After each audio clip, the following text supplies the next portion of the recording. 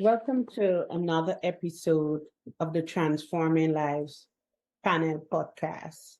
I'm one of your hosts, Sharmin, and Mitzi is also here with me, and we have a special guest. But before we get into the podcast, just join me in taking a few deep breaths so that we can be grounded and centered for the next 30 to 45 minutes with our guests, and we can be present. So take a deep breath in and hold that breath and just feel that breath wherever in your body. And as you exhale, let go of any tension, anything that can keep you distracted for the time you will be spending with us. Let go of the things to do. Let go of the stress that occurred during the day. Just let go of everything and be present with us. And we want to thank you for being here with us. We want to thank you for taking your time to spend with us. And today we have a special guest. Luis Guaman is a mindset and performance coach dedicated to helping leaders and entrepreneurs optimize their time and financial resources while maintaining balance and minimizing stress. Drawing on a diverse background, Luis leverages over a decade of experience in sales, leadership, and coaching to drive transformation and growth. During his illustrious career, Luis successfully managed a door-to-door sales company in Times Square for 3 years, honing his skills, acumen, and business acuity. Additionally, he brings 27 years of martial arts practice into his coaching approach, integrating the discipline and philosophy of this ancient art into his strategies. We're going to talk about that, Luis. Welcome to the Transforming Lives panel podcast. Is there anything you would like to add to your bio? No, you're very generous with your introduction. It was very well said. Thank you very much for having me, both of you.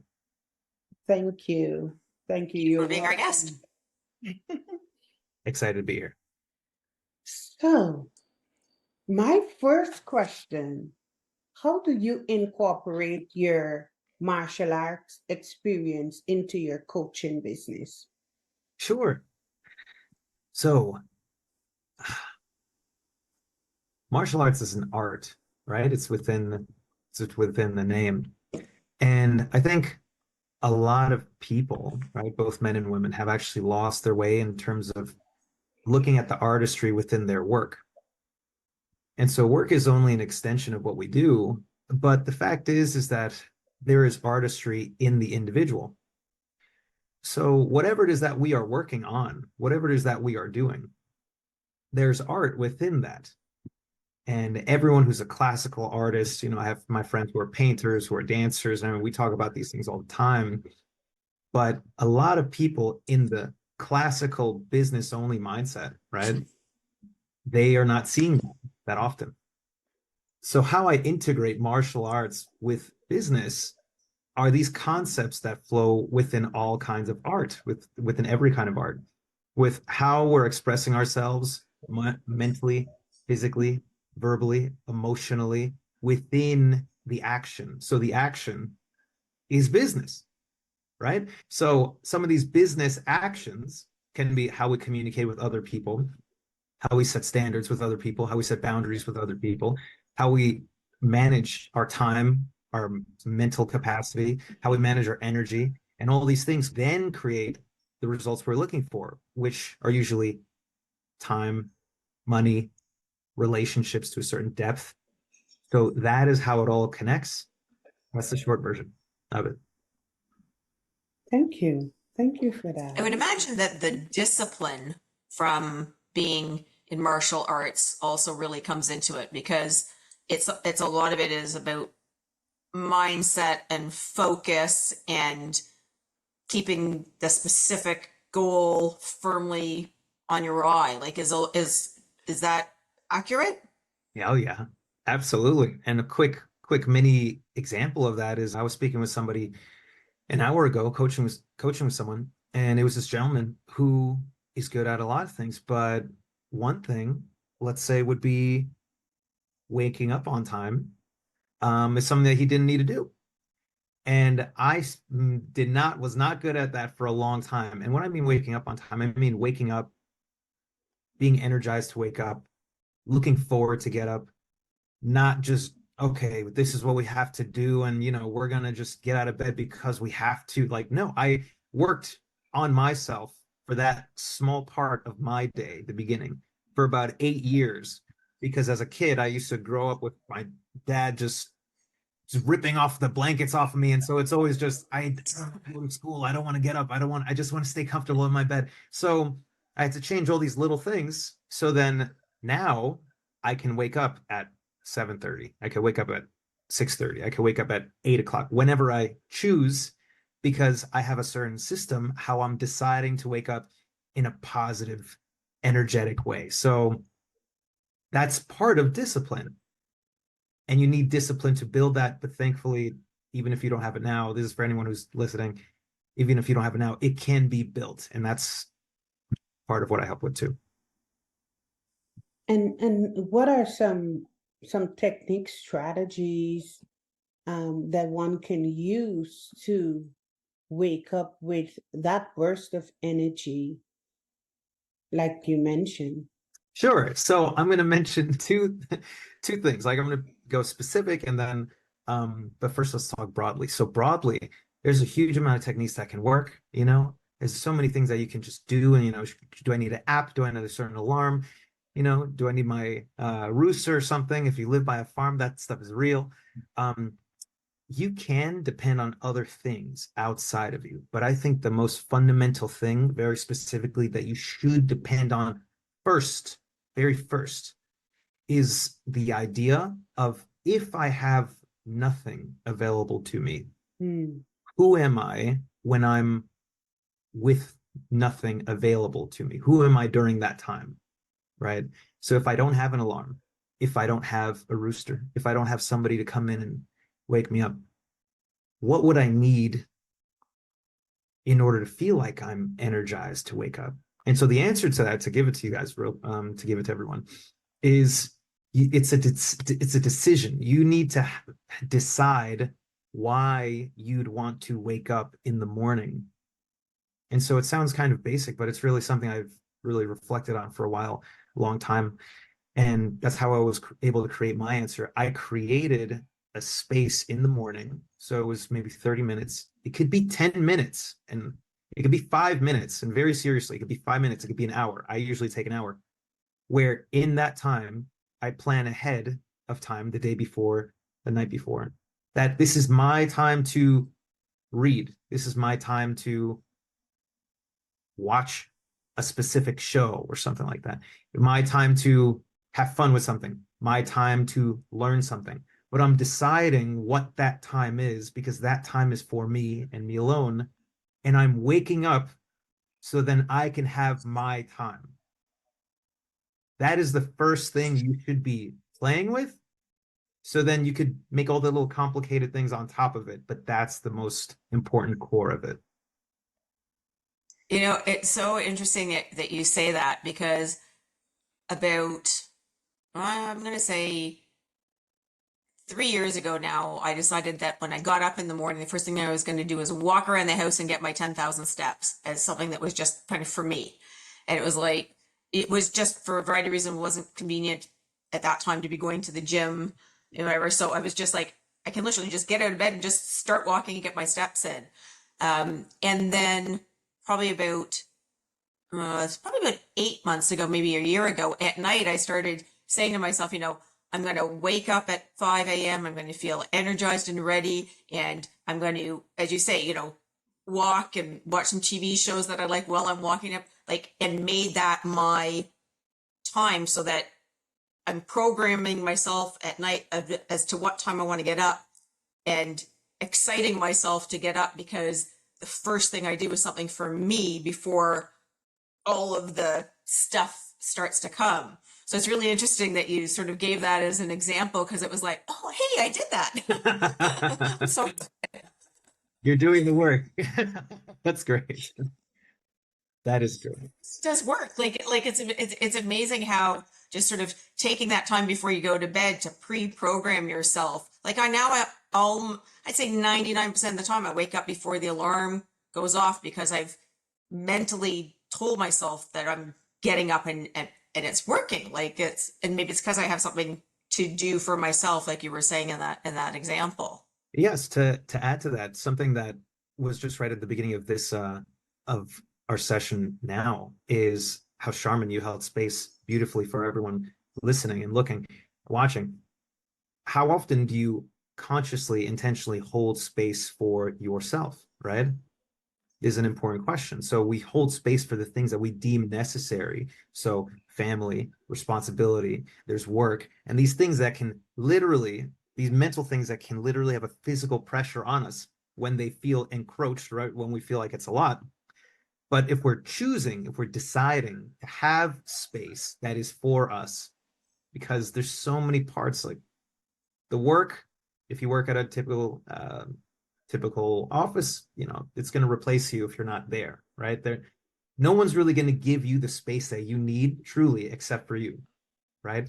And so that's part of that practice too. And part of that is related to your first question of martial arts, how that relates to it also, because during the combative movement, the physical altercation in a safe place to practice within any art, within any martial arts form, you need to be able to have that space for the intimate interaction between you and a partner that who you're moving with, but also the space for yourself, because during that whole time, it's just you, right? Like, did I do this right?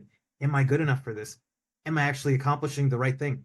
And then to have the space to reflect on that is the whole game. So that's part of also this whole morning routine, if you will.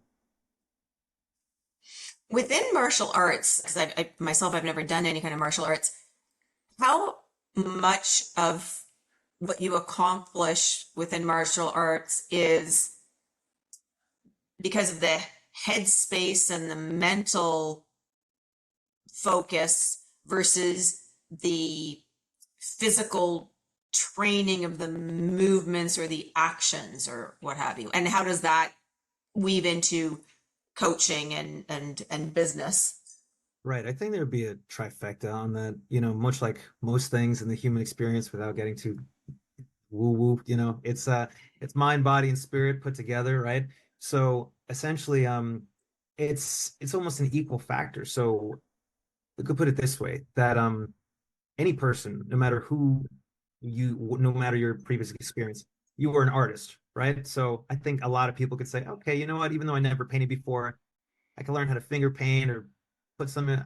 Okay, I think I could get that. At that point, art is art, right? So if we understand that concept, then that means that we're taking a physical art, like becoming a dancer or becoming some kind of movement artist.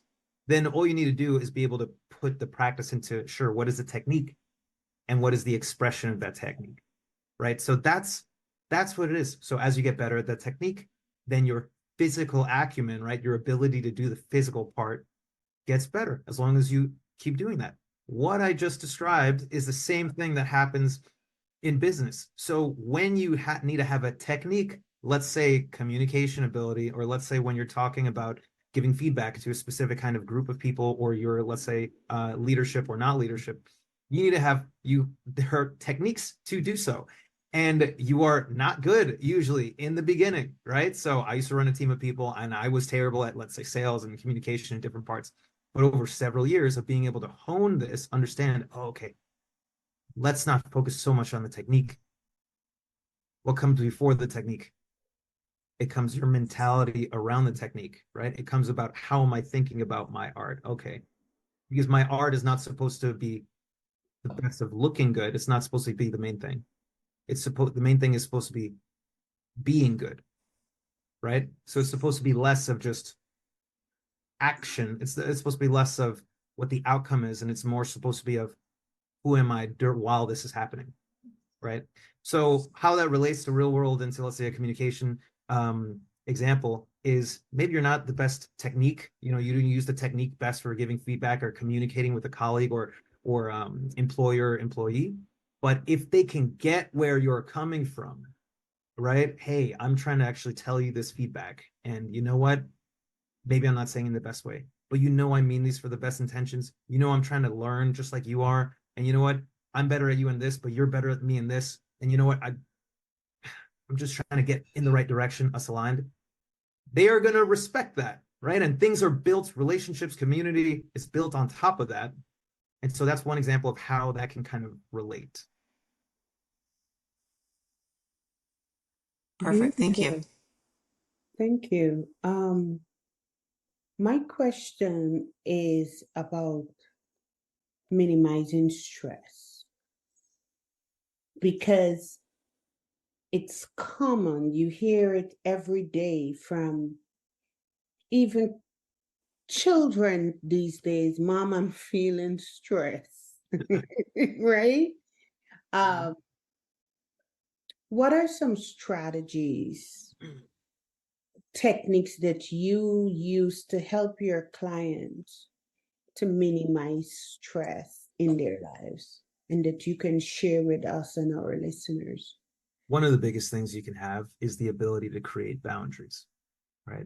They're either strong boundaries or light boundaries, right? But they're there. And what precedes a boundary is a decision, of the individual, right? So a lot of people, when I explain giving boundaries, there's a camp of people just, it's uncomfortable, or I don't want to, the people pleasing kind of thing. I don't want this person to feel bad or make or think that I mean ill of them.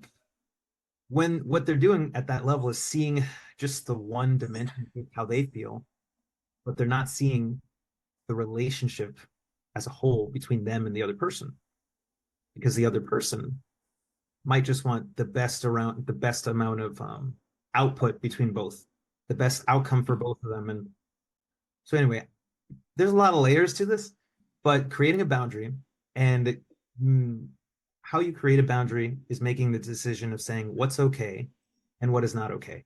And I could talk a lot more deeper on that, but that is what it is in a simplistic level. And to answer the question though, for how that relieves stress, is that you got to know how much you need of something, right? Everyone has mental fatigue by the end of the day, right? If you're going through your day and you're just doing all these things, and maybe you can't handle something, if something else comes up, like from a family member or from something from work, then being able to understand that you're feeling this way, then after you understand, okay, maybe I shouldn't take more, then being able to communicate that with your colleague or with a family member. Hey, you know what? Let's not do this. I would rather take care of this tomorrow, or let's try this another time. Just understanding that and building the foundation for those boundaries, you could build other boundaries on top of it. Then when you build boundaries on boundaries, that turns into a system. And then it's easier to work with someone, or easier to live with someone, even when you do that over time. That's how that works. Thank you. Is it safe to say that boundaries are a protective, I want to use the word protective blanket from stress? And since stress and trauma are on the same continuum, it could also be a protection for trauma? Yes, I would say stress, just like trauma, is a milestone, not a milestone, a point of indication of self-knowledge, right? Just to understand yourself. So all because you have this kind of stress doesn't mean you're a bad person. Just because you have this kind of trauma doesn't mean you're a bad person. It just means who you are, at least in this moment, or what happened, right? So if you're having more if you're diving more into just who you are, and this is even touching as to what I help my clients with, because a lot of clients, they come to me and they are misaligned. So whether they are maybe even a little bit newer in their business journey, or they're very, very experienced, 30 years plus of experience, that they are misaligned with, let's say, where they want to go in their business, or more so just misaligned with how they want to show up for themselves on a regular basis. They want to make sure that they have their purpose aligned with the work that they are consistently doing, the effort, the energy that they are consistently doing, right? So it really is in line with what you're saying, with what you're mentioning for stress and even for trauma at times, because you need to set these boundaries, and it indicates what you should let go of little by little, what we should focus on little by little. And this is a way of how outcomes are also created. Great. Thank you for that. Because oftentimes um, there's fear of setting boundaries because of whatever that fear might be. And I see boundaries as a protection for self. Thus, I ask that question because there's certain times if you don't have boundaries, you'll be hurt. You be your stress levels would increase. So thus I asked that question, and thank you for answering that. Yes. A quick reminder of that comes to mind, because what stress, right? How much is too much, right? Well, you kind of need to have more of the self-knowledge, more of the diving into who you are in different levels. So if you have water, everyone should be drinking water, right? I have water, right? It's important to drink water. Well, what happens if you have too much water? That's called drowning, right? At some level, at some extreme super level, yes, you could say that, sure, but that's just a silly example, because yeah, how much is too much? And water is a great thing, we should be having it. But that's the point. So many people get so overwhelmed by the notions, just the idea of a kind of stress, right? And then with their current level of how they handle it, the stress can be much bigger than it is, right? And it depends on the individual. So that's why this work is important. That's why self-reflection is important. That's why putting in this emotional regulation, this kind of discipline and everything to yourself first is important. And then you worry about work stuff and everything else will fall in line if you're helping yourself. Could you talk with us a little bit about like what your process is like when you get a client, like sort of kind of talk a little bit about what your coaching looks like and what it is you do with people? Sure. So it's energy management, time management, mindset, and there's a lot of details within that. But in the shortest amount of words, it's really being able to take someone and have them define where they're at now. Because I was just speaking with somebody yesterday, that you can make a lot of money. You can make a lot of money in a lot of different ways, just as one example. And you could do that while not having defined just your personal self and your emotional self as to how you got there in the first place, right? Like the things that make you tick as an individual, the things that are important to you emotionally, personally, because those things are important to it's important to the why, right? It's important to the spirit, you could say. It's important to okay, this is why we're doing it. But you don't necessarily need to have those things if you just need to do XYZ in company to make money and just keep doing that over time. And then, we wind up wherever we wind up. But yeah, being able to take someone as to define where they're at, being able to speak about their emotional content, that as in how they feel about certain habits that are getting in their way, about certain mindsets, so self-imposed limitations that keep coming up for them over and over again, how they're lacking in certain discipline or certain alignment with something, and being able to have these conversations with them in depth, right, which is private, right, unless we're doing group coaching, and that's fine. Being able to navigate through these emotions, giving people the space, because that's also a big thing we do. It's some people just come just for the space to be able to have a bouncing board, right? A mental board they could just bounce thoughts of, well, I think this is right, or you know what, I tried to do this, but it failed, and then have no one judge them, right? That's how often do you have that space going somewhere? Hey, I want to do XYZ. I actually didn't. This is often in terms of my emotional regulation, and this in terms of my practical skills is off, and I don't know what to do. There's no real places to have that just in mainstream, and let alone even for men. Men do not have that either. How often do you see men talking about their emotional state, emotional regulation as to how it relates to their practical output?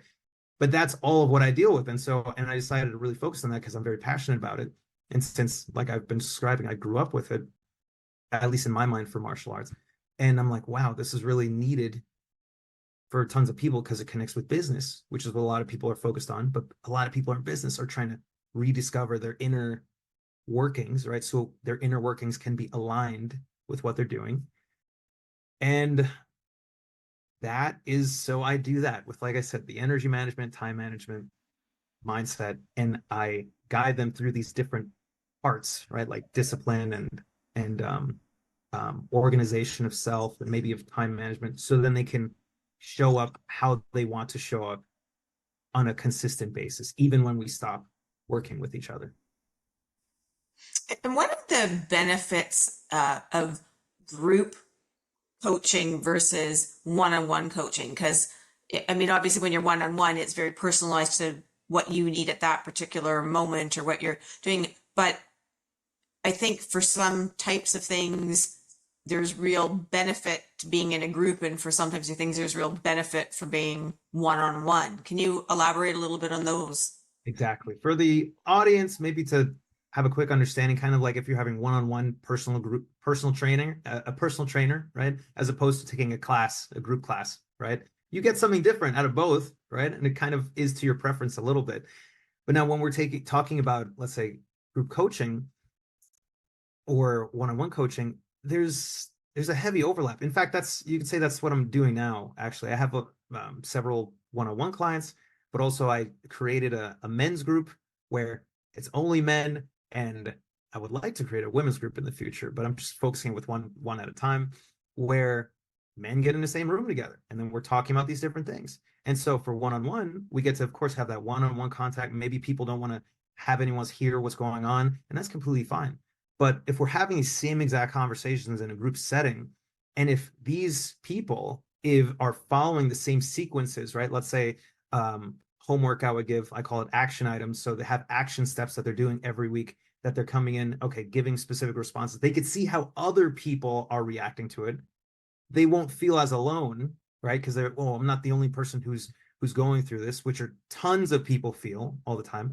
And they'll be able to see that, okay, other people are struggling too, or other people are asking questions that actually I didn't even think about asking that, but that's great that person asked it. So those are two of the biggest differences for those coaching models. Thank Do you. you find that people typically like, a person likes to do both group and individual, or do you find that somebody kind of often, they much prefer group, or they much prefer one-on-one, or a mixture of both when you're working with clients? Everyone just wants the outcome, which is what both are leading to, right? So sometimes people are going to say, you know what, I just had someone the other day, some that I was looking for something for group because that person did a lot of therapy, right? He does therapy now, right? Okay, great. So I have a lot of one-on-one, but you know what? I wanted to be in a community or see some other people who are kind of doing the same thing. So he was veering towards that, right? But I've spoken to him one-on-one several times, still got a ton out of it.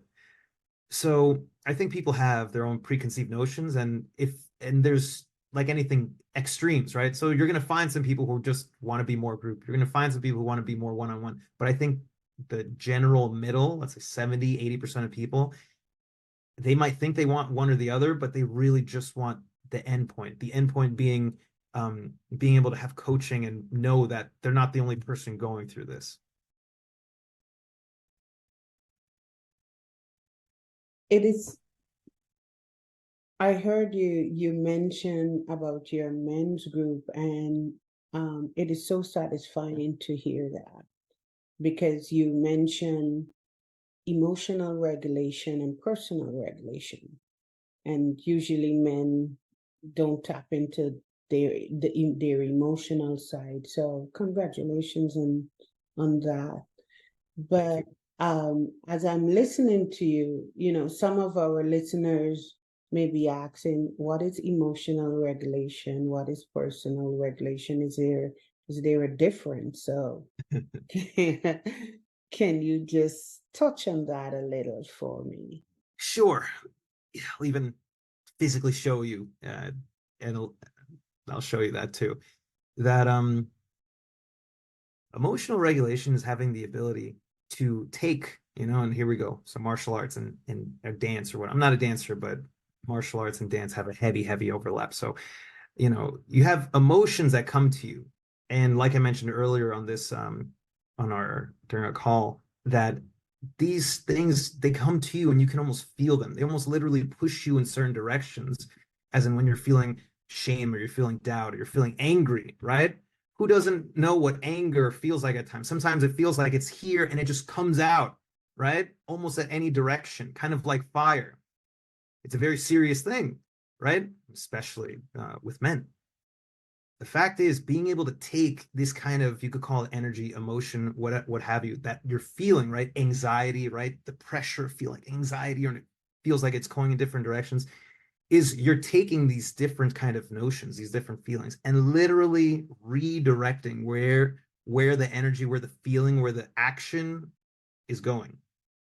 So it's emotional regulation is your ability to direct where those emotions, where the energy and action of those emotions are going. That's what that is. Mm-hmm. So instead of being angry that, let's see, professional scenario, that you actually didn't get the pay raise that you wanted, or you didn't actually get the recognition that you wanted for some reason, then instead of feeling that and being pushed down by it and feeling resentful, being able to redirect that into something more positive, as to, you know what, okay, let me ask for feedback. Let me see why that didn't happen. And at the same time, sure, that's productive, but also it's important to be honest. So do something productive, but also if you feel upset, then feel upset, right? Feel angry. That's okay. So a lot of people, they don't, this is not it's not a separation thing. It's being able to feel your feelings, but at the same time, like I mentioned, they take actions behind it that is more so in a productive and positive way for you and the others around you. That's what that is. Thank you. Thank you. What are just one step on how to capture those emotions and redirect them? One technique.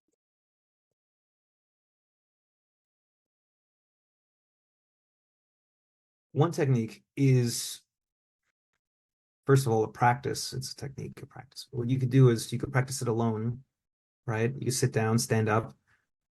And what you do is, when you're alone, you practice feeling this feeling, right? So whether it's something intense, right? Something angry. So anybody could think of the things that usually anger them or upset them. So what you do is you practice alone that when you have this feeling, pretend that it's coming over to you.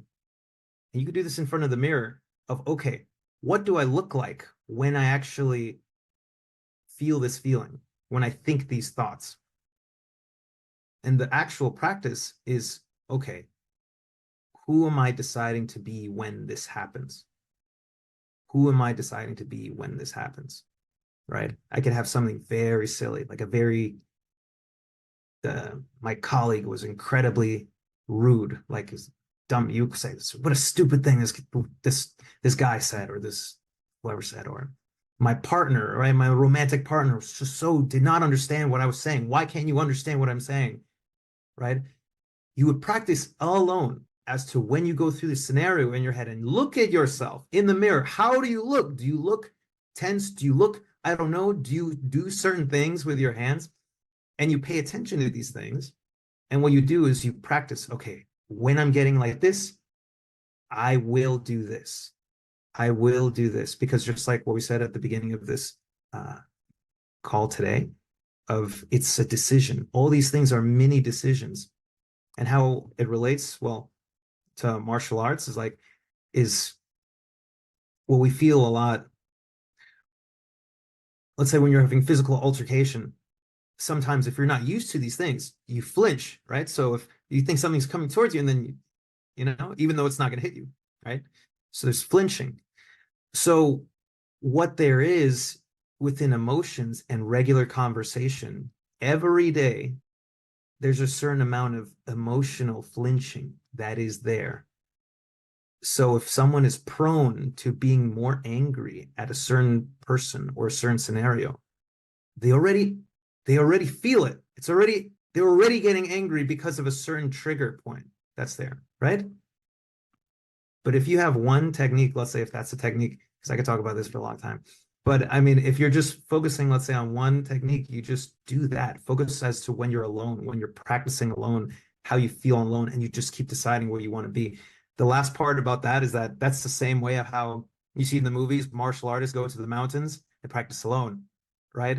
Where sometimes when you grow up, however you grow up, maybe you don't have a lot of room. So I remember growing up as a kid also, I only have a little bit amount of room to practice moving around, right? Because it wasn't a huge house I was living in. And my father, the same way, he would have this small place, actually, when he was growing up a little bit, to be able to practice his moves, because he practiced when he was younger too. And that's what you need. That's it, just to practice. And that creates dividends, exponential dividends for you. I think that that's a really great insight, which is creating space for yourself alone, focused, to work through your feelings, your reactions, your emotions, and create for yourself a different reaction process, retrain your brain, so to speak, on something by giving yourself permission to spend that one-on-one time with yourself and work through those emotions. Because I think so often in our society, we're racing around and 8 million things going on at the same time, and you're trying to, keep everybody happy and, not taking that time for yourself. But there's different types of time for yourself, right? There's the time for yourself when you're, sleeping, or as you say, something exciting for yourself getting up in the morning, but some kind of dedicated time, particularly if something really frustrates you or triggers you often, to work on that one-on-one, and the idea of sort of, do it in the bathroom, in the mirror, and kind of like have that conversation with yourself. I think that's a great insight that you shared with our listeners and viewers. Absolutely. In closing, do you have anything you want to leave with our listeners? Yes, that it's fact. It's not just some maybe kind of what it's fact that every person who's viewing, who's listening to this, is much more stronger and much more capable than they believe. That's the truth. No matter what anyone is going through, there are other people going through it. That's fine. But you can get through it. All because someone does not know how doesn't mean that it's not possible. My tagline, inner strength, outer results, right? So just keep working on your inner strength and you will create the results that you want. That's fabulous. How can our listeners get in touch with you and make contact with you and, find out more about what you do for themselves? Sure, you can reach out to me. My website, it's my first name, last name.com. So Luis Guaman, LuisGuaman.com. LewisGuaman.com. You can reach out to me on Instagram. It's Lewis Guaman Official. You can LinkedIn me. I'm all over there, and I'm open for having conversations to see how I can help. Thank you so much for spending time with us today and giving us great insight on how martial arts and business and life come together and can be used to create a better life for ourselves. Yes, thank you both for having me. You're both great. Thank you so much.